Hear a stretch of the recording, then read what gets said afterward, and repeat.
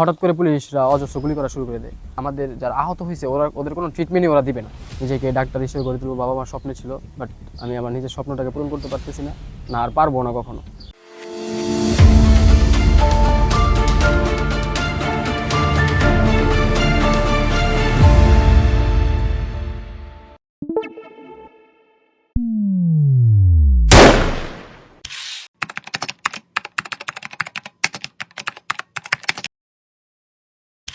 আন্দোলনটা তো আমাদের এখানে নরসিংদীতে শুরু হয়েছিল 16 তারিখ।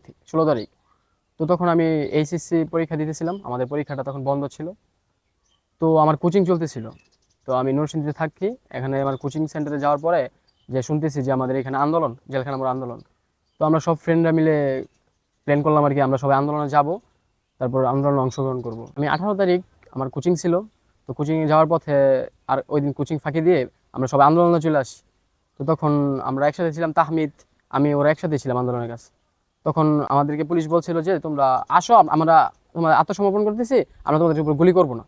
তো তখন আমরা ভাবছি পুলিশ গুলি করবে না, তো আমরা সামনের দিকে মুভ করি। তো হঠাৎ করে পুলিশরা অজস্র গুলি করা শুরু করে দেয়। তো আমার সাথে আর অনেকেই আহত হয়, আর আমার গুলিটা আমার চোখে লাগে। তো সাথে সাথে আমি এখানে পড়ে যাই এবং সেন্সলেস হয়ে যাই। তখন একটা অপরিচিত লোক আমাকে এখান থেকে নিয়ে নরসিংদী জেলা হসপিটালে যায়। তখন জেলা হসপিটালে যাওয়ার পর ওরা বলতেছে যে না, অনেক রোগী আছে, ডক্টর নাই, তো চিকিৎসা দিতে পারবে না। তখন আমার চোখ দিয়ে মাথা দিয়ে রক্ত বেরিয়েছিল। তো আমাদেরকে আবার ইয়াতে নিয়ে যাওয়া হয় সদর হসপিটালে। সদর হসপিটালে নিয়ে যাওয়ার পর ওইখানে একটা বেড পাই। তারপর ওইখানে আমাকে প্রাথমিক ট্রিটমেন্ট কিছুই দেয় না বলতে গেলে, শুধু রক্তটা মোছার জন্য একটু কাপড় দেওয়া হয়েছিল।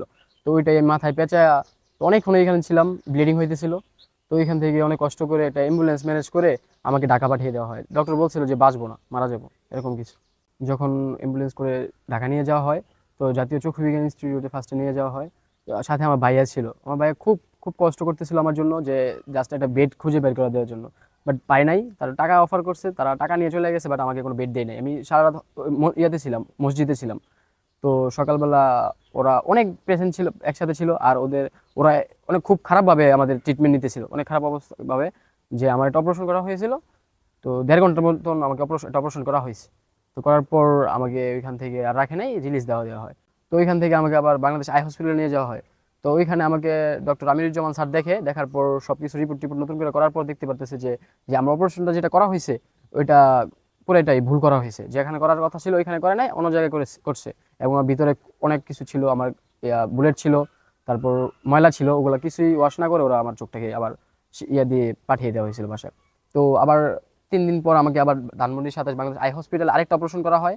তো স্যার বলে যে তোমার যদি ওই অপারেশনটা না করে আমাদের কাছ থেকে অপারেশনটা করতে ফার্স্টে, তাহলে হয়তো বা তোমার চোখের 50% হলেও আমরা ব্যাক করে দিতে পারতাম, বাট এই অবস্থায় তোমার চোখ আর ঠিক হওয়ার কোনো পসিবিলিটি নাই। তো ওইখান থেকেও আমরা আরেকটা হসপিটালে যাই, ইসলামিয়া হসপিটাল। তো ওইখানে যাওয়ার পর যে ওরা বলতেছে যে আমাদের যারা আহত হয়েছে ওদের কোনো ট্রিটমেন্টই ওরা দিবে না, কখনোই দিবে না।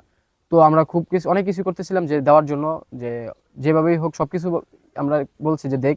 বাট ওরা বলতেছে যে যদি পারি, যে আমি যে জুলাই আন্দোলনে আহত, ওই স্মৃতি আমরা যদি মুছে ফেলতে পারি যে আমি আহত হয়েছি, ওটার কোনো ডকুমেন্টস দিব না, কিছু না, আমি আহতই হই নাই, আমার পারিবারিকভাবে আমি আহত হয়েছি, ব্যথা পেয়েছি, তাহলে আমার চিকিৎসা করবে, নাহলে চিকিৎসা করবে না। তখন আমার ভাইয়া বলে যে আমি আহত হয়েছি, আহত ইয়া নিয়ে চিকিৎসা করাবো, নাহলে আমরা চিকিৎসা করাবো না। তো আমরা ওই হসপিটাল থেকে এখান থেকে চলে আসি। তারপর ডক্টর দেখাইতেছি এখনো। ওই দিন সিঙ্গাপুর থেকে ডক্টর আসছিল আমাদেরকে দেখার জন্য, ফেব্রুয়ারি 1 তারিখ 2 তারিখ। তো ওইখানে আমি ছিলাম। তো ডক্টর বলছে যে কখনো আমি যে চোখটাতে ব্যথা পাইছি, আহত হয়েছি, ডান চোখ, কখনো এটা ঠিক হওয়ার পসিবিলিটি নাই, একবার নষ্ট হয়ে গিয়েছে। আর বাম চোখ যেটা, ওইটা থেকে আমার বাম চোখে ইফেক্ট পড়তেছে, আর আমার দেখতে অসুবিধা হচ্ছে। এই অবস্থাতে আমার চলাফেরা করতে খুবই অসুবিধা হচ্ছে, এবং কাজকর্ম করতেও আমার খুব অসুবিধা হচ্ছে। আর লেখাপড়াতে আমি চালিয়ে যেতে পারতেছি না। আমার এইচএসসিতে গোল্ডেন ছিল, জিপিএ 5, এসএসসিতেও জিপিএ 5 ছিল। বাট আমার ইচ্ছা ছিল যে মেডিকেলে পড়বো, নিজেকে ডাক্তার হিসেবে গড়ে তুলবো, বাবা মার স্বপ্ন ছিল। বাট আমি আমার নিজের স্বপ্নটাকে পূরণ করতে পারতেছি না, আর পারবো না কখনো। তো এটা নিয়ে খুবই আপসেট আছি, ডিপ্রেশনে আছি।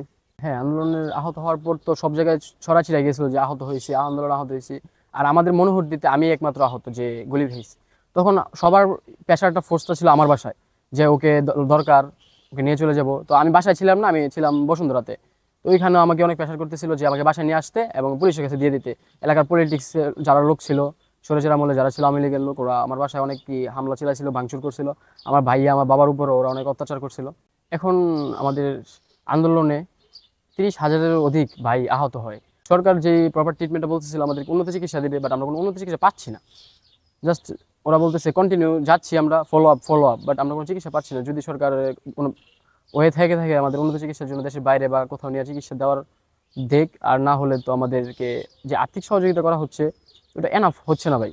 এনাফ হচ্ছে না কারণ হচ্ছে যে আমি প্রাথমিক অবস্থায় 1 লক্ষ টাকা পাইছি, তারপর আমি আর কিছু এই আর্থিক সহযোগিতা কোনো থেকেই নাই।